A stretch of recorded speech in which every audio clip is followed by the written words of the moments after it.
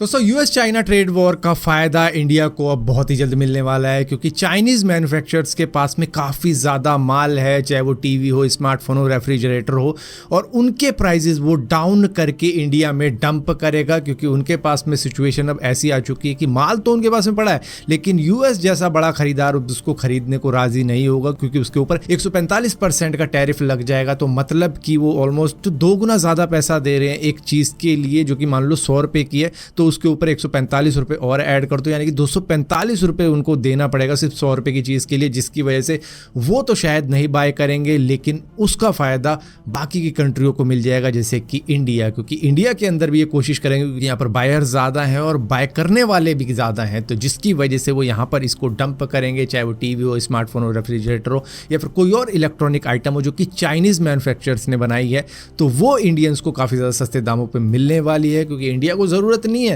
लेकिन उसको कहीं ना कहीं तो फेंकना है ना ये माल, तो इसके वजह से यहाँ पर कई सारी कंट्री इसका फ़ायदा ज़रूर उठाएगी। हाँ, लेकिन यूएस होगा तो उसका माल तो खैर फिर महंगा मिलने वाला है, क्योंकि अगर वो मैन्युफैक्चरिंग चाइना के अंदर हो रही है और फिर उसके बाद में यूएस लाकर किसी कंट्री में डालता है, तो उस पर चाइना भी अपना टैक्स वैक्स लगाएगा, तो जिसकी वजह से वो महंगा मिल सकता है, लेकिन चाइनीज़ मैन्युफैक्चर का माल हमें सस्ता मिलने वाला है। दोस्तों, आप में से बहुत सारे लोगों को ये न्यूज़ पहले ही मालूम चल चुकी होगी कि डेयर वुल्फ को वापस से रिवाइव कर दिया गया, जो कि आपने गेम्स ऑफ थ्रोन में देखा होगा, लेकिन ये दुनिया के अंदर जिंदा होते थे आज से करीबन 12,500 साल पहले तक, लेकिन उस वक्त में विलुप्त हो गए थे। लेकिन अमेरिकन फर्म जिसका नाम कोलोसल है, जो कि बायोसाइंस फर्म है बेसिकली, तो इन्होंने क्या किया है कि इन्होंने रिवाइव कर दिया है इस स्पीशी को, जो कि उस वक्त में जिंदा हुआ करती थी। इन्होंने 72,000 साल पुराना एक फॉसिल लिया, जो कि डेयर वुल्फ का ही था। ये इनर ईयर था जिसका डीएनए एक्सट्रैक्ट किया, और उसके बाद में 13,000 साल पुराना एक फॉसिल था इनके पास में, जो कि डेयर वुल्फ का टूथ था,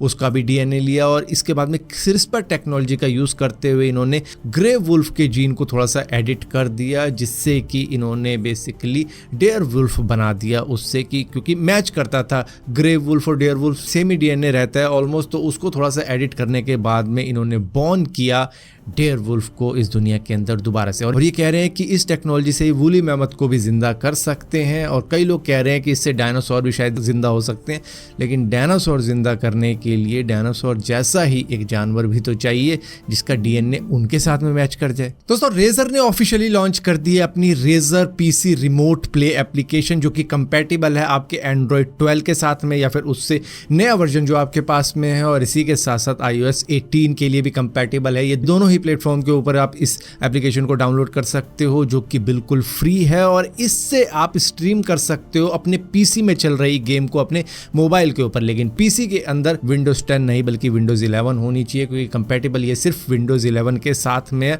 और उसके बाद में आप कहीं पर भी बैठ के अपनी गेम खेल सकते हो, वो भी मोबाइल के अंदर। हाँ, उसके लिए अगर आपके पास में रिमोट कंट्रोल होगा तो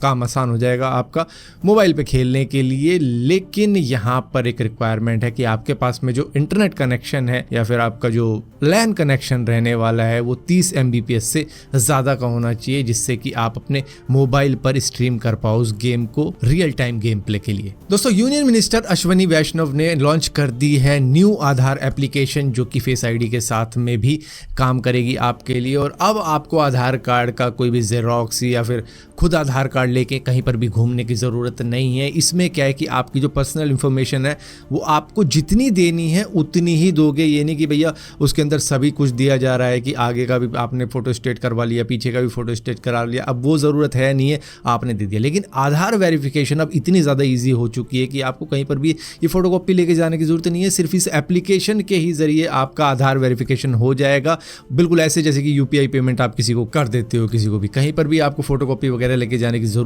नहीं पड़ेगी। और जब आप किसी होटल में जाते हो, किसी दूसरे स्टेट में जाते हो और 1-2 दिन का स्टे लेते हो, तो वहाँ पे आपका आधार कार्ड मांगा जाता है, तो वहाँ पर भी आपको ज़रूरत नहीं अपना आधार कार्ड देने की, इस एप्लीकेशन से ही पूरा का पूरा काम हो जाएगा। और ये इसलिए लाई गई है ताकि जो आधार इन्फॉर्मेशन लीक हो जाती थी उसको प्रोटेक्ट रखा जा सके, आपकी आधार की प्राइवेसी और बढ़ाई जा सके, और इसी के साथ साथ जो फ्रॉडरी होती थी, जो एडिटिंग कर देते थे दूसरे के आधार कार्ड के ऊपर और उससे कुछ सिम ले लिया, कोई अकाउंट खोल लिया, तो इस तरीके की चीज़ें बिल्कुल ही रुक जाएंगी, क्योंकि आपके ऊपर कंट्रोल है सारा का सारा कि आपको क्या शेयर करना है और कितना शेयर करना है। दोस्तों ये टैरिफ वॉर अब सिर्फ चाइना और यूएस के बीच में ही रह गई है, क्योंकि ट्रंप ने कह दिया कि भैया मैं सारी ही कंट्रीज के ऊपर से टैरिफ हटा रहा हूँ 90 दिनों के लिए, बेसिकली उसको पॉज कर रहा हूँ। लेकिन हाँ, क्योंकि चाइना ने हमारे ऊपर रिटेलिएशन किया है तो उसकी वजह से हम उनके ऊपर टैरिफ नहीं हटा रहे हैं। उनके ऊपर 125% का टैरिफ और उसके बाद में 20% का और टैरिफ, तो पूरे 145% का टैरिफ उनके ऊपर लगा दिया है, जहाँ पर चाइना ने 84% का टैरिफ लगा रहा है। तो यहाँ पर चाइना ने कहा है कि इस तरीके से तो हम सुधरने वाले नहीं हैं, तो हम भी तुम्हारे ऊपर उतना ही टैरिफ लगाएंगे। तो ये भी आगे चल के और टैरिफ लगाएंगे यूएस के ऊपर। इन्होंने कहा कि अगर बात होगी तो वो म्यूचुअल रिस्पेक्ट के साथ में होगी, ऐसे बात नहीं होगी कि आप हमारे ऊपर टैरिफ लगाते चले जाओगे और हमें झुकाने की कोशिश करोगे, तो ऐसा नहीं होने वाला। वो अपनी कंट्री के सिटीजन्स के राइट को प्रोटेक्ट करने के लिए आपके ऊपर भी टैरिफ लगाएंगे और ऐसे ही टैरिफ लगता चला जाएगा। अगर बात होगी तो फिर एक ही लेवल के ऊपर आके होगी, ऐसा नहीं होगा कि आप अपने आप को बड़ा दिखाओगे और दूसरे को नीचा दिखाओगे, तो उस तरीके से तो बात हो नहीं सकती।